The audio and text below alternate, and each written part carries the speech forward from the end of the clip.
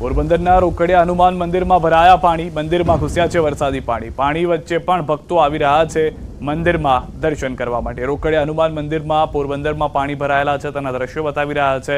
ગમે તેટલા પાણી ભરાયા હોય પરંતુ ભક્તિ અડીખમ જોવા મળી રહી છે. આ દ્રશ્યોની અંદર પણ આપ જોશો મોટી સંખ્યામાં લોકો હજી પણ દર્શને આવી રહ્યા છે. भक्त लोग तो प्रवाह चालू ही है, कोई दर्शन में कोई कमी नहीं है, लेकिन बारिश इतना ज़्यादा हुई कि चारों तरफ पानी ही पानी हो गया है.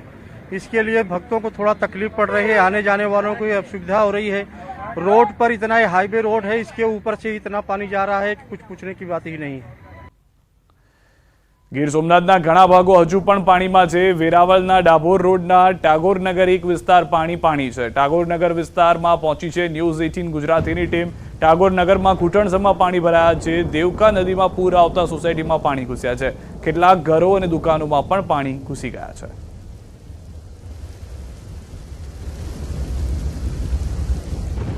સતત ત્રીજા દિવસે ગીર સોમનાથ જિલ્લાના વેરાવળ અને તાલાળા પંથકમાં ધોધમાર વરસાદ વરસવાને કારણે વેરાવળની કેટલીક સોસાયટીઓ છે તેમાં પાણી ઘૂસ્યા છે. ખાસ કરીને હું મારી પાછળના દ્રશ્યો બતાવીશ. આ જે દ્રશ્યો છે તે ડાભોર રોડના છે. ડાભોર રોડ ઉપર આવેલી બિહારનગર જે સોસાયટી કહેવામાં આવે છે ત્યાંના દ્રશ્યો છે. અને આ રસ્તા ઉપર ગોઠણસમાં પાણી ભરાણા છે તો કેટલાક દુકાનો છે, કેટલીક મકાનો છે તેમની અંદર પણ પાણી ઘૂસ્યા છે. જોઈ શકાય છે જે પ્રમાણે આ દુકાન છે અને આ દુકાનના શટરમાંથી પાણી છે તે અંદર જઈ રહ્યું છે. તો સાથે સાથે અહીં આ જે એક મકાન છે તેમના દરવાજામાંથી પણ ઘરની અંદર પાણી છે તે જઈ રહ્યું છે. જોકે એક પ્રકારે કહી શકાય કે આજે વહેલી સવારથી જ વેરાવળ શહેરની અંદર 5 ઇંચ જેટલો વરસાદ વરસ્યો છે અને તેમને કારણે શહેરના ઘણા બધા વિસ્તારો એવા છે કે જ્યાં આ દેવકા નદી છે તેમના પાણી ઘૂસી ચૂક્યા છે અને કેટલાક લોકોના ઘરોમાં પણ આ પાણી છે તે ઘૂસી રહ્યા છે. જોકે હજુ ઉપરવાસમાં જો વધુ વરસાદ વરસશે તો આ જે સોસાયટીઓ છે વેરાવળના કેટલાક વિસ્તારો છે તેમાં વધુ પરિસ્થિતિ છે તે વિકટ બની શકે છે.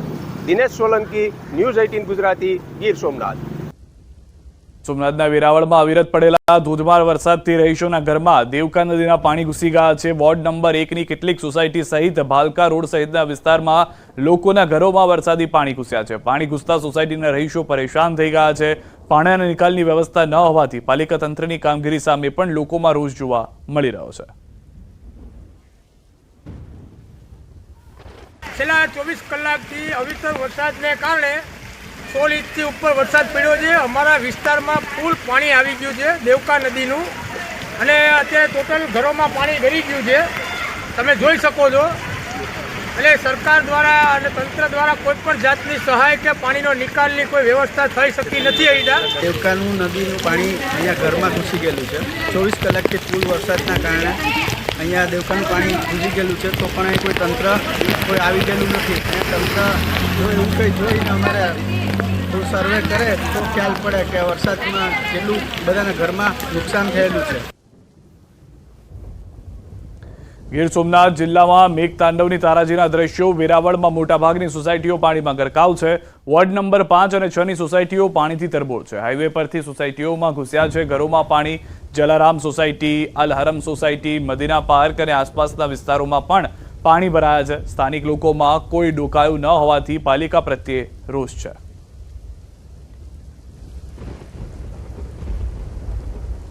ગીર સોમનાથના વેરાવળના ડાભોર રોડની સોસાયટીમાં પાણી ભરાયા છે. ગોઠણસમાં પાણી ભરાયેલા દ્રશ્યો આપ જોઈ રહ્યા છો. નજીકમાંથી દેવકા નદીના પાણી સોસાયટીઓના રસ્તા પર ફરી વળ્યા છે. ગીર સોમનાથમાં ફરી વરસાદ થતા રોડ રસ્તાઓ પર પાણી ભરાવાનું શરૂ થઈ ગયું છે. સોમનાથ નજીક નેશનલ હાઈવે પર પાણી ભરાયા છે. આજે ફરી સોમનાથ વેરાવળમાં ધોધમાર વરસાદ વરસતા બાયપાસ નજીક પાણી ભરાઈ ગયા છે.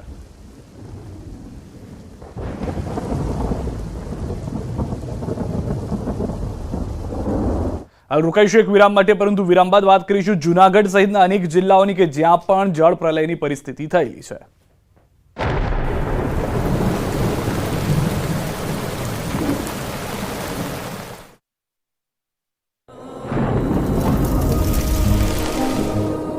જળવાયુ પરિવર્તનનું જોખમ આપણા દરવાજે પહોંચી ગયું છે. હવે જરૂર છે એક મોટા ક્રાંતિકારી બદલાવની અને આનો પ્રારંભ થશે 140 કરોડ ભારતીયોથી. આ ક્રાંતિ શરૂ થશે એક વૃક્ષથી. એક વૃક્ષ માનવતા માટે, એક વૃક્ષ આ ધરતી માતા માટે, એક વૃક્ષ આપણા ભવિષ્ય માટે. પ્રોજેક્ટ વન ટ્રી ન્યૂઝ 18 નેટવર્કની એક મોટી પહેલ. लुबी पम्प्स, फ्लो नहीं फोर्स।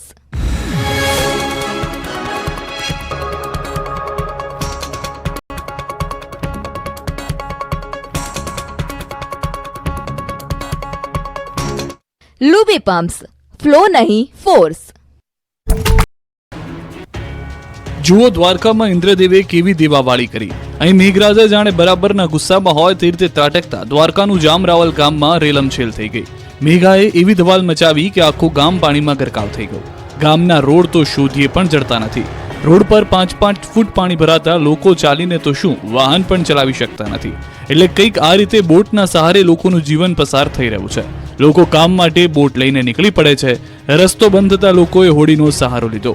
રાવલ હનુમાન ધારથી ચંદ્રવાડાને જોડતો રોડ બંધ થઈ ગયો છે. આ આકાશી નજારો પણ જામરાવલ ગામનો છે, જ્યાં ચારે તરફ પાણીનો પહેરો જોવા મળી રહ્યો છે. આખું ગામ જાણે કે દરિયાની વચ્ચે હોય એવો આભાસ થઈ રહ્યો છે. અહીંના ખેતરોમાં ઉભેલા પાક પણ પાણીમાં ગરકાવ થઈ ગયા છે. ચારે તરફ જ્યાં નજર કરો ત્યાં પાણી જ પાણી જોવા મળી રહ્યું છે.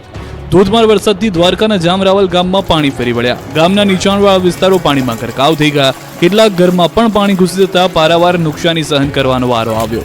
અહીંની HGL હાઈસ્કૂલ નજીકના વિસ્તારોમાં જળ સામ્રાજ્ય સ્થપાઈ ગયું છે. અહીં કલાકો સુધી જનજીવન પ્રભાવિત થયું. દ્રશ્યોમાં સ્પષ્ટ થાય છે કે પાણીથી બચવા લોકો ઊંચી જગ્યા પર આશરો લેવા મજબૂર બન્યા છે. તો દ્વારકાના કેનેડી કલ્યાણપુર માર્ગ પર પાણીએ કબજો જમાવ્યો. ધસમસતા પાણી રસ્તાઓ પર ફરી વળ્યા. કલ્યાણપુરથી ભાટિયાના મુખ્ય માર્ગો પર પાણી ફરી વળ્યા. કેનેડી ગામ પાસે મુખ્ય માર્ગો પર પાણી ફરી વળતા વાહન ચાલકોને અવરજવરમાં મુશ્કેલી થઈ રહી છે. તો દ્વારકા જિલ્લાના ખંભાળિયામાં પણ જળબંબાકારની સ્થિતિનું નિર્માણ થયું. મેઘરાજાએ ધડબડાટી બોલાવી. ધોધમાર વરસાદ વરસતા રસ્તા પર પૂર જેવા દ્રશ્યો સર્જાયા. નીચાણવાળા વિસ્તારોમાં પાણી ભરાયા. સોની બજાર, લુહારશાળ, મોચીશાળ, નગરગેટ, જોધપુર ગેટ સહિતના વિસ્તારોમાં વરસાદી પાણી ફરી વળ્યા. રસ્તા પર પાણી ભરાતા વાહન વ્યવહાર ખોરવાઈ ગયો. તો કલ્યાણપુરમાં પણ 6 ઇંચ વરસાદે તારાજી સર્જી. ભારે વરસાદથી કલ્યાણપુરના હરિપર ગામે લોકોના ઘરમાં પાણી ઘૂસી ગયા.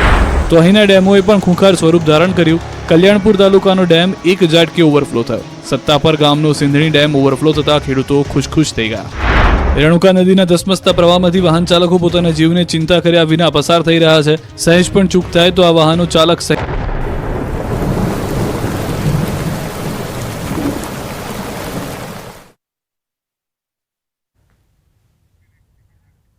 વિરામબાદ આપનું સ્વાગત છે. ગીર સોમનાથથી સમાચાર. સોમનાથ ત્રિવેણી ઘાટ પાણીમાં ગરકાવ થઈ ગયો છે. 3 નદીનું પાણી ત્રિવેણી ઘાટમાં ફરી વળ્યું છે. સરસ્વતી, કપિલા અને હિરણ નદીનું પાણી ફરી વળ્યું છે. ઘાટમાં 3 નદીના પાણી સાથે સમુદ્રનું મિલન અહીંયા થાય છે. હિરણના તમામ દરવાજા ખોલાયા છે. પાણીનો પ્રવાહ ત્રિવેણી ઘાટમાં જોવા મળી રહ્યો છે. ત્રિવેણી ઘાટના આ દ્રશ્યો ગીર સોમનાથના અમે આપને બતાવી રહ્યા છીએ કે જ્યાં 3 નદી ભેગી થતી હોય છે અને તેનું પાણી દરિયામાં ભળી જતું હોય છે. ત્યાં પણ હાલમાં ઢીચણસમાં પાણી ભરાયેલા છે અને જે ત્રિવેણી ઘાટનો આખો વિસ્તાર છે ત્યાં આગળ કેડસમા પાણીમાંથી લોકો પસાર થઈ રહ્યા છે. તો બોટાદ બરવાળા શહેર તાલુકા પંથકમાં ધોધમાર વરસાદ. શહેરના મુખ્ય માર્ગો પર પાણી વહેતા થયા છે. મુખ્ય બજાર, ખમીદાણા દરવાજા વિસ્તાર, શક્તિ શોપિંગ સેન્ટર પાસે ઘૂંટણસમાં પાણી ભરાયા છે. પાણી ભરાતા રાહદારીઓ અને વાહન ચાલકોને પણ હાલાકીનો સામનો કરવો પડી રહ્યો છે.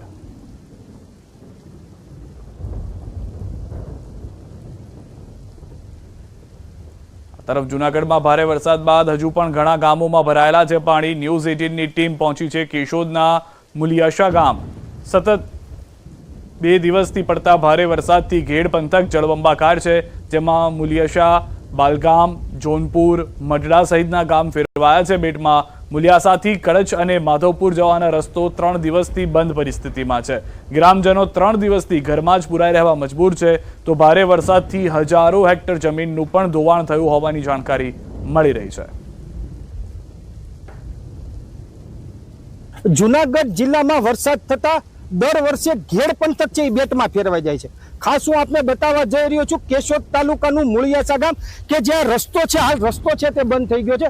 આ રસ્તા ઉપરથી તમારે બામણાસા આગળ કડોચ અને છેક માધવપુર સુધીનો રસ્તો છે, આ રસ્તો બંધ થઈ જવાથી હાલ ગ્રામજનો છે તે ઘરમાં પૂરાઈ ગયા છે અને જે રીતે ઘેડ પંથક છે એ દર વર્ષે બેટમાં ફેરવાઈ જાય છે, છતાં હજી સુધી કોઈ કાર્યવાહી નથી થતી અને ખેતરો પણ બેટમાં ફેરવાઈ ગયા છે।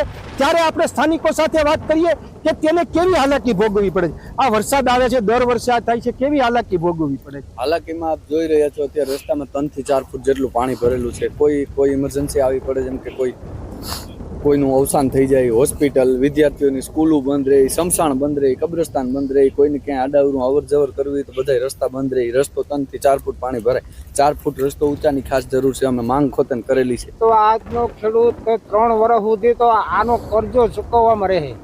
1 વીઘે 2 મણ મગફળીનું બિયારણ પ્લસ ડીએપીની થેલી, વાવણાનો ખર્ચ 6,500 રૂપિયા વીઘો હોવાય છે, એમાં 90% અત્યારે મોલ નિષ્ફળ ગયો છે। સરકારના રજૂઆત કરો તો કંઈ તમને 2500 રૂપિયા એકર દીઠ 7,500 એક ખેડૂતને મળશે। ભાઈ સાહેબ દવાઈ ન થાય, દવા ન થાય એની, અને મજૂર તો ઠીક પણ એની દવાનો ભેળવવાનો ખર્ચો ને હાથીવાળાનો ખર્ચો ન થાય। ખાસ કરીને જે અહીંના જે ખેડૂતો છે તેનું કહેવાનું છે કે ખેતરો છે તે પાણીમાં ગરક થઈ જવાથી સંપૂર્ણ પાક છે તે નાશ થયો છે અને જે સરકારી સહાય આપવામાં આવે છે તે પૂરતી નથી હોતી, તેને લઈ ખેડૂતોને પારાવાર મુશ્કેલીનો સામનો કરવો પડે છે અને આ જે ઘેડ પંથક છે એની કાયમી સમસ્યા ઉકેલવામાં આવે તેવી માંગ પ્રબળ બની છે। અતુલ વ્યાસ, ન્યૂઝ 18 ગુજરાતી, મૂળિયાસા। તો જૂનાગઢ જિલ્લામાં અનેક વિસ્તારોમાં જળબંબાકાર છે। માણાવદર, માંગરોળ, કેશોદના ઘેડ વિસ્તારમાં બેટમાં ફેરવાઈ ગયા હોવાના દ્રશ્યો આવ્યા છે। પંથકના 67 જેટલા ગામો પ્રભાવિત છે। કેશોદના મામલતદારે લીધી છે મુલાકાત, અસરગ્રસ્ત વિસ્તારોની મુલાકાત લીધી છે। મૂળિયાસા જવાના માર્ગ પર ભરાયા છે પાણી। ત્રીજો દિવસ છે કે અહીંયાથી આગળ ગામ સુધી કે અહીંયાથી આગળ જતા બામણાસા, બાલાગામ આ બાજુ જવાનો રસ્તો સંપૂર્ણ બ્લોક છે, મોટરેબલ નથી। એટલે અત્યારે અમે અહીંયા વિઝિટે પરિસ્થિતિને જોવા અને તપાસવા માટે આવ્યા છીએ। તો જામનગરના કાલાવડના બાલભડી ડેમ ઓવરફ્લો થયો છે। ડેમ ઓવરફ્લોના આકાશી દ્રશ્યો કેમેરામાં કેદ થયા છે। કાલાવડ ગ્રામીણ વિસ્તારોમાં ભારે વરસાદ પડતા બાલભડી ડેમ ઓવરફ્લો થયો છે। બાલભડી ડેમ ઓવરફ્લો થતાં કાલાવડ શહેરને પીવાનું પાણી અને ખેડૂતોને સિંચાઈનું પાણી હવે પૂરતા પ્રમાણમાં મળતું રહેશે।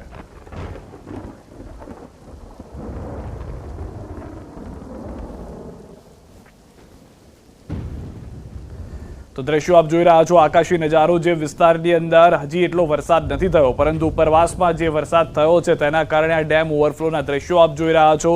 જે વિસ્તારની અંદર હવે પાણીની સમસ્યા હતી ત્યાં આગળ હવે પાણીની સમસ્યા નહીં રહે, જે રીતનો વરસાદ જોવા મળી રહ્યો છે।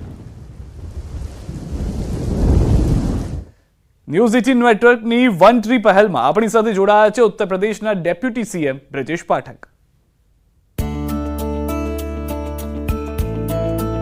जब तक